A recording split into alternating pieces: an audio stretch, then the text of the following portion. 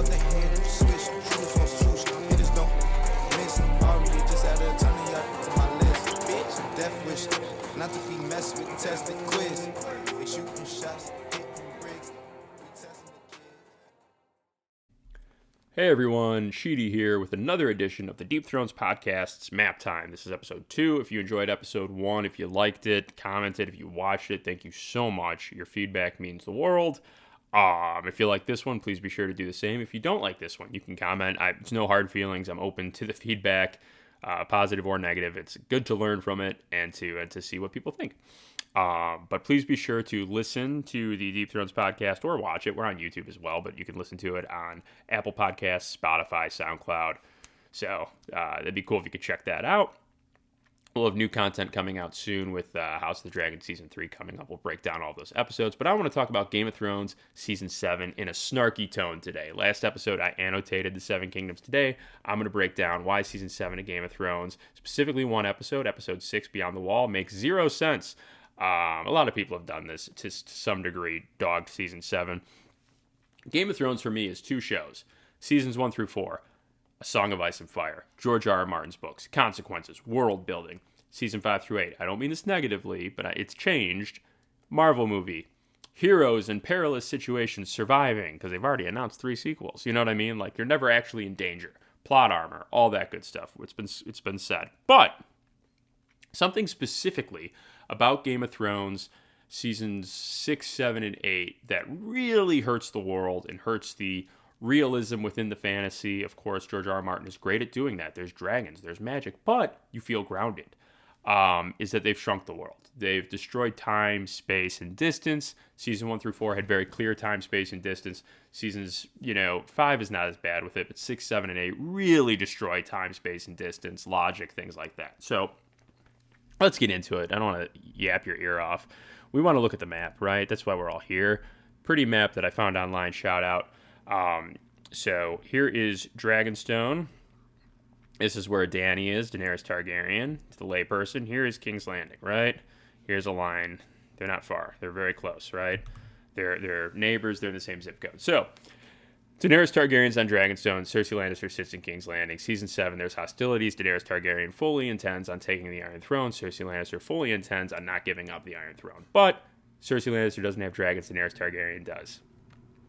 So, technically, before we get into why I'm mad at the episode of Beyond the Wall, the distance thing, the scheme itself doesn't even need to happen, because Daenerys Targaryen could conquer King's Landing without that many civilian deaths. Tyrion, you don't want to be Queen of the Ashes. Tyrion says it 15,000 times. She doesn't need to be. She can literally just go with her 3 dragons and fly through the Red Keep, get Cersei, and it's over. Like, the Lannister army's not fighting for no one at that point. Let it just be over.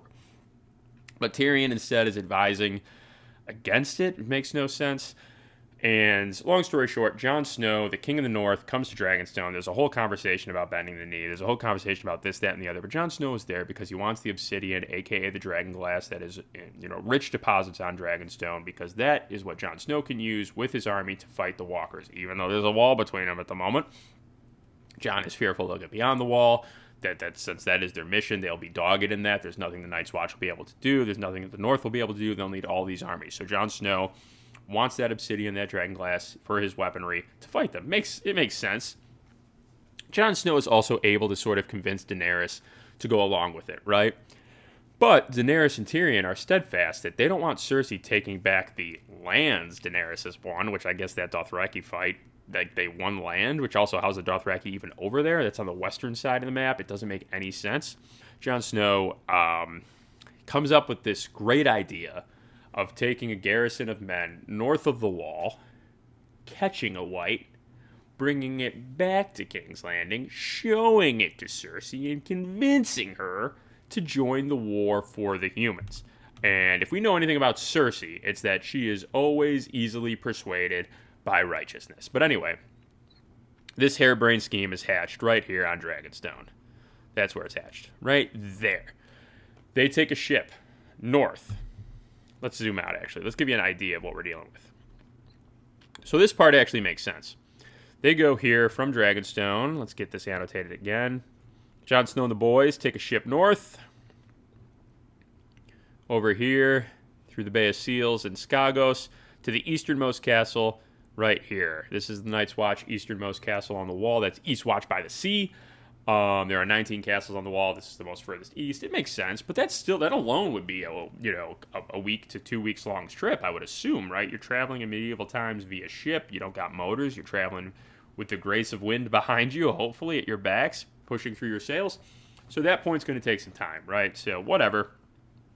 That's not really where the time is important anyways. Where the time is important is once the boys get beyond the wall. But anyways, Jon gets to Eastwatch by the Sea.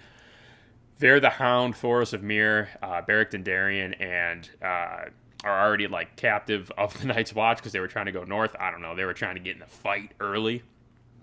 Jon takes them anyways. The whole gang goes north. And let's zoom in more on the north side, shall we? Let's go here to Eastwatch by the Sea. Jon and the boys are here at Eastwatch by the Sea. They then go north, and the show is very vague about where they go north. Well done, show, because I'm pretty sure they had no clue where they were going either or how long it would take. But Jon, Gendry, the rest, Jorah, travel north. They do a post route to the Night King. I'm kidding. They don't go over there. That was dumb. Stupid joke. Football stuff. You know what I mean? Football season. Can't wait till football's back. Draft is coming up. But anyway, they go to it's kind of an open area. So I guess here, like outside the Haunted Forest, I don't know. Maybe it's further north. Maybe it's up in this region. Doesn't matter. It really doesn't matter. But they go to an open region. They're following that Arrow Point Mountain. They find a walker. They catch it. Exciting. They kill the walker. All the whites die except for one, which is like, come on, man. Better to be lucky than good sometimes, am I right? Convenient. Jon then grabs Gendry, and he's like, you're the fastest. He has no way of knowing that Gendry is the fastest. But he says, go back to the castle, to Eastwatch. Let him know we're in trouble because the white just made this crazy screech, which they know means that they called for backup. The white did. It's like, he lets out a crazy screech. That's the backup call. Gendry, who's never been north, let alone north of the wall, doubles back to Eastwatch by the Sea and, nails it. Just gets straight there. You could make the argument that he just ran toward the wall. Like, I'm sure you can see it from great distances beyond the north, even though from many camera angles you cannot. Showrunners. But I'm sure he just ran to the wall, ran east. You can make that argument. But that run, let's say even if we're being generous and it's from this shorter location right here, that's a heck of a run, right? You're looking at a map, right? So you look at it right now, you're like, well, it doesn't look that far. On a map, it's some distance. It's some distance. Look at a real map. Do the same distance. It's a couple towns over, at a run, it's a couple hours, right? So he begins that run. Jon Snow and the boys get attacked by another army of walkers, the much larger one. The Night King is there. The entire host is there. Again, let's say that's happening. Let's just be generous and say it's happening here. Let's make this sort of our source of truth.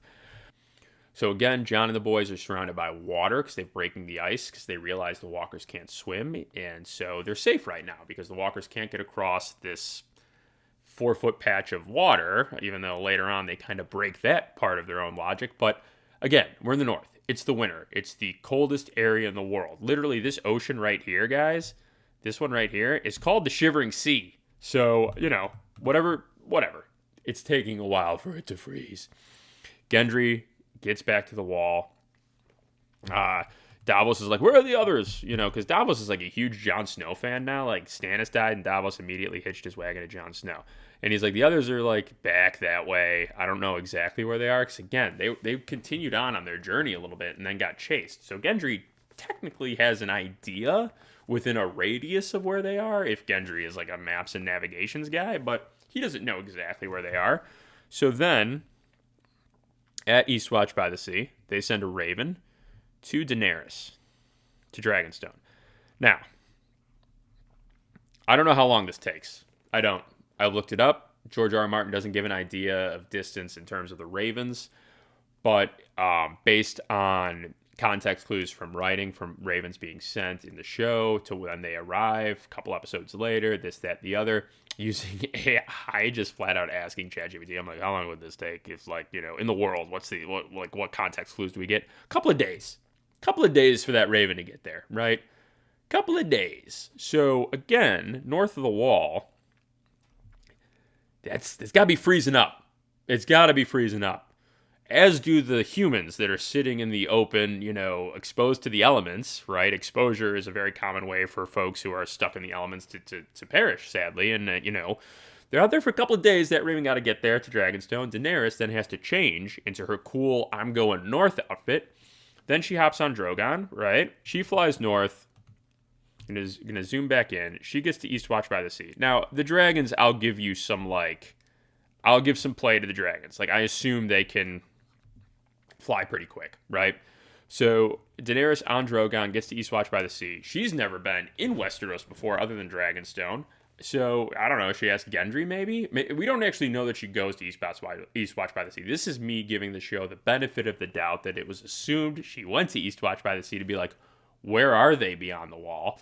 And then Gendry said, you got to hit that post route that we ran. You got to go boop, boop, the post. There you'll find the boys.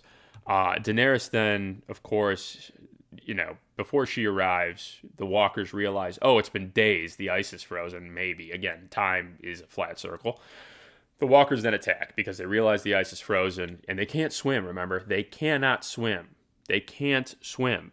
They do not swim. They can't swim. It's not something they can do. It's something they can't do, which is swim. They then walk across that ice. They charge the guys. The guys attack them. Daenerys shows up the last second, saves them all, flies all of them back. Jon Snow falls into the ice. The walkers are holding on to him because, again, they can't swim. And then Daenerys flies the rest back. They think Jon Snow is dead, but of course, Uncle Benjen saves Jon Snow. Plot armor.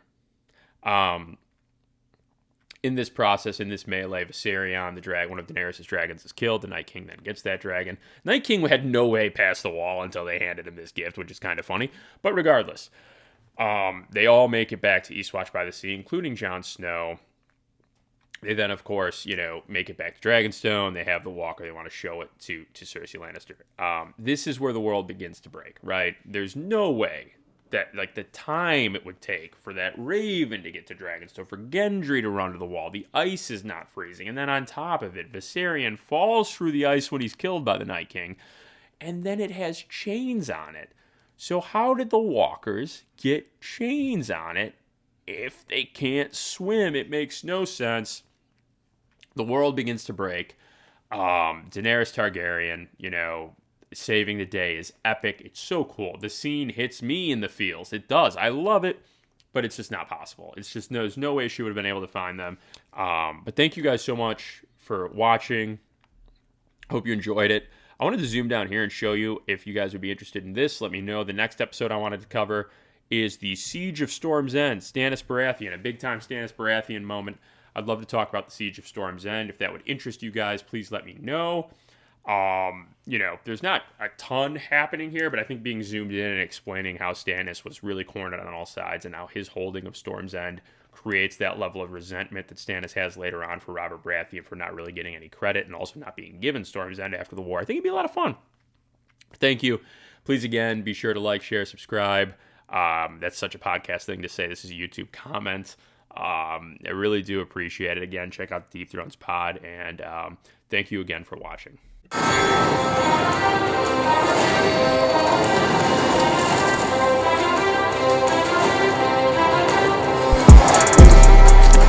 check out the handle, switch, truce on swoosh, hitters don't miss. Already just added a ton of y'all to my list. Bitch, death wish, not to be messed with, tested quiz. They shooting shots.